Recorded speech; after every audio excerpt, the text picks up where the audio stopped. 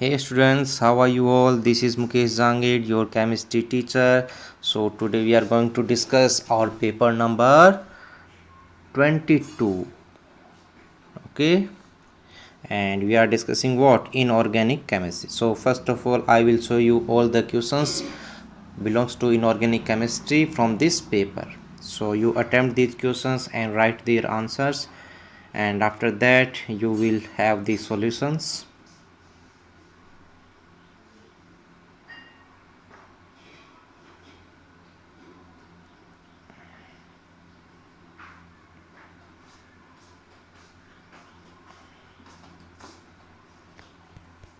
So let's start the solution. So first of all, question number 1, blue color of alkali and alkaline earth metal in liquid ammonia is due to. We know that alkali and alkaline earth metals solution in liquid ammonia is blue in color and the reason is ammoniated electron. ठीक है, next question. And इसमें एक और important बात है, इसमें ammoniated cation भी होते हैं, अमोनिएटेड इलेक्ट्रॉन्स भी होते हैं, but the colour is due two electrons. Okay, next question. Question number 2, species having identical shape. ऐसे स्पीसीज इनके सेम शेप हो, तो सेम शेप के लिए ज़रूरी नहीं है कि हाइब्रिडाइजेशन सेम हो, तो इसका option number C, because XeF2 is linear. Okay, hybridization is sp3d and I3 minus also linear. Hybridization again sp3d. Okay, next question. Which of the following oxide is strongly basic, most basic? And here your trick is bangan, aloo, gajar in thela. Top to bottom, basic strength increases. Left to right, acidic strength increases. So most basic oxide is what? Thallium oxide. Next question. Among these ions molecules are non-planar species. Non-planar species, इसमें एक छोटा सा hint है, वो देख लीजिए, आपके options clear होंगे.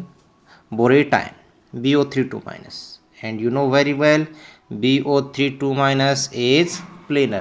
So this can't be answer, this can't be answer, this can't be answer. So this is your answer. ऐसे क्वेश्चंस होते हैं, उसको सारे ऑप्शंस नहीं, ये नहीं कि आप सबके सब कैलकुलेट करने लगे इनकी शेप, बेटा टाइम लग जाएगा. इतना टाइम तो होता ही ना, इनऑर्गेनिक को टाइम देने लगे तो फिर कैसे काम चले. Next question, hybridization shape and magnetic moment K3CO3 thrice.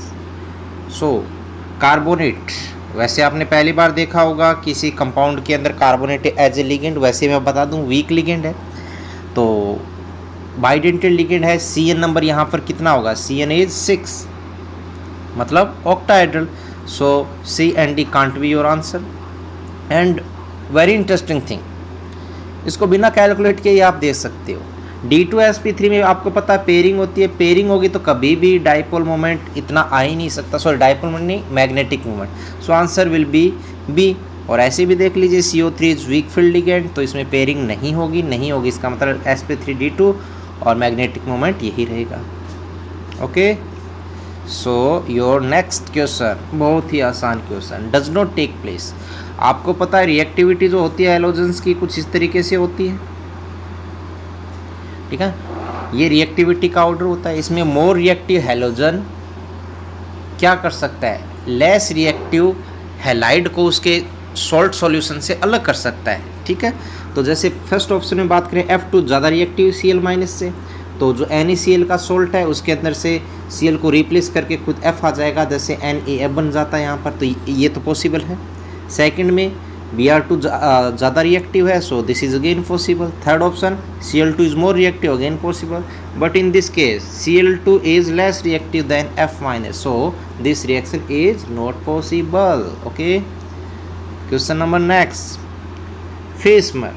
सो ये तो बेटा बिल्कुल सिंपल है, आपको ध्यान रखना होता है क्या Ma3B3 होता है, वो फेस और मर आइसोमर्स शो करते हैं.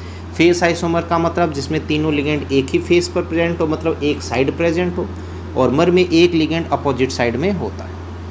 Next again very easy, group number 17 FClBrI, maximum oxidation state क्या हो सकती है, कॉन्फ़िगरेशन होता है इनका H2P5, so maximum oxidation state is +7, minimum is -1, और फ्लोरीन के लिए ध्यान रखना है only -1। So next is H2O2 can not be synthesized by, किससे H2O2 का फॉर्मेशन नहीं हो सकता है, फर्स्ट ऑप्शन पेरोक्साइड, क्लासेस में पढ़ाया जाता है जब भी पेरोक्साइड की रिएक्शन ऐसे कंपाउंड के साथ हो जिसके पास जैसे चाहे H2 हो या एसिडिक हाइड्रोजन हो, तो यहाँ से H+O2- के साथ जुड़कर क्या हो जाएगा, आपका H2O2 हो जाएगा। इंटरेस्टिंग बात बता दूँ, ये एनटी का क्वेश्चन रिपीट हो चुका है, पहले एक पेपर में मैंने करवाया था।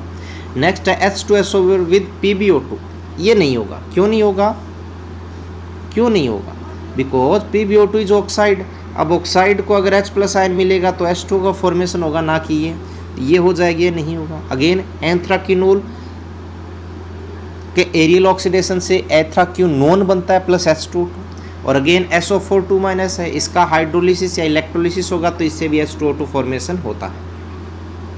Next auto reduction process, what is auto reduction, जिसको सेल्फ रिडक्शन भी बोलते हैं, मेटलर्जी चैप्टर का क्वेश्चन है, जिसके अंदर क्या बताया गया था, जिसके लिए एक्सटर्नल रिएजेंट की जरूरत नहीं होती, किस किस के लिए यूज करते हैं, Cu, Pb और Hc, सो आपके यहाँ पर ऑप्शन ए मैच हो रहे हैं। नेक्स्ट इम्प्योरिटीज बॉक्साइट, बॉक्साइट आपको पता होते हैं दो टाइप के होते हैं, एक रेड एक वाइट, वाइट का मतलब सफ़ेद, ट्रिक देखो सफ़ेद, ठीक है, सफ़ेद का मतलब इसके लिए जो मेथड होती है वो सरपेक होती है, कौन सी, सरपेक, और इसमें इम्प्योरिटी किसकी होती है, सिलिका, देखो से मिलाना, वाइट मतलब सफ़ेद, सफ़ेद के लिए सरपेक प्रोसेस, सरपेक के अंदर सिलिका इम्प्योरिटी होती है। रेड दो टाइप का होता है, दो प्रोसेस से प्योरीफाई होता है, एक तो आपका बेर और एक होल, ठीक है, लेकिन इनके अंदर इम्प्योरिटी होती है किसकी, आयरन, तो आयरन आ जाएगा और आपका सिलिका आ जाएगा, ठीक है,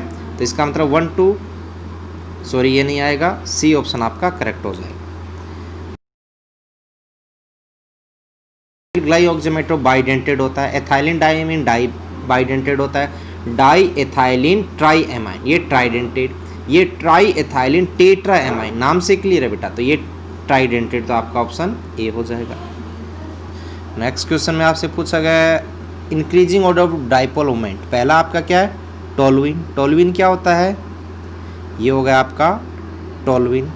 मेटा डाइक्लोरो, मेटा का मतलब आपका बी ऑप्शन ये आ गया, ऑर्थो मेटा, फिर सी में क्या आ गया, ये ऑर्थो आ गया, फिर क्या आ गया, पैरा मतलब ये आ गया। अब इसका आपको देखना ऑर्डर, अब आपको इसमें तो CL देखा दिया हुआ है, इसमें CS, तो इनकी कंपेरेटिव स्टडी पर इतना आसानी से नहीं कर सकते, फिर भी बाकी ऑप्शंस के अकॉर्डिंग देखें तो इन तीनों में अगर बात करें, ठीक है, ये आपका 2 है, ये 3 है और ये 4 है, तो 4 का बिल्कुल कम होगा, इसका मतलब सबसे ज़्यादा किसका होगा, आपका 3 और फिर आ जाएगा 2 और फिर आ गया 4, ठीक है, और 3 2 4 के अकॉर्डिंग देखिए कौन सा ऑर्डर आपका आ रहा है, 3 2 4 ये आ रहा है, 3 2 4 ये आ रहा है, लेकिन 4 का बिल्कुल 0 होगा, ठीक है ना, 4 का तो 0 होगा ही होगा, तो मतलब ये दो ऑप्शन आ गए, और इनके अंदर अगर बात करें तो 3 2 4 का ये एक ही ऑप्शन है, तो इसका बी आ जाएगा, ठीक है। Next question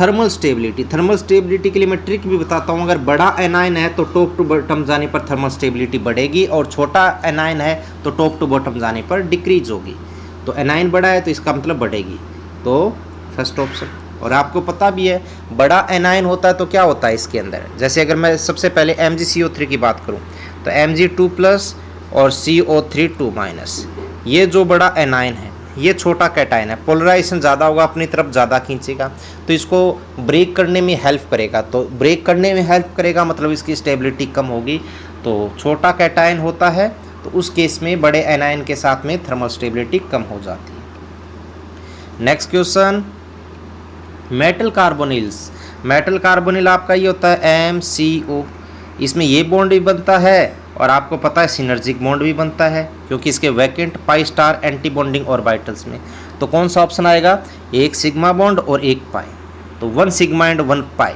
back donation between metal का atom and CO, C option correct. Next hydrolysis of acetylene, acetylene का बताना आपको। इसके अंदर मैं आपको बता दूं Al4C3, ये तो क्या बताते हैं, मेथेन गैस बनाते हैं क्योंकि मेथेनॉइड है। ये क्या बनाता है आपकी प्रोपाइन गैस, कौन सी, प्रोपाइन गैस C3H4। और यहाँ पर बात करेंगे ये एसिटिलीन गैस बनाता है C2H2।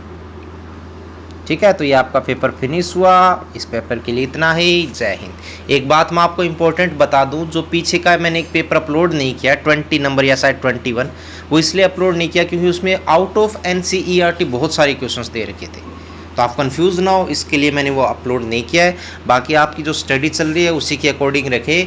NCERT से कुछ बाहर के क्वेश्चंस दिए हुए हैं तो उसके लिए घबराने की ज़रूरत नहीं है। Thank you. जय हिंद।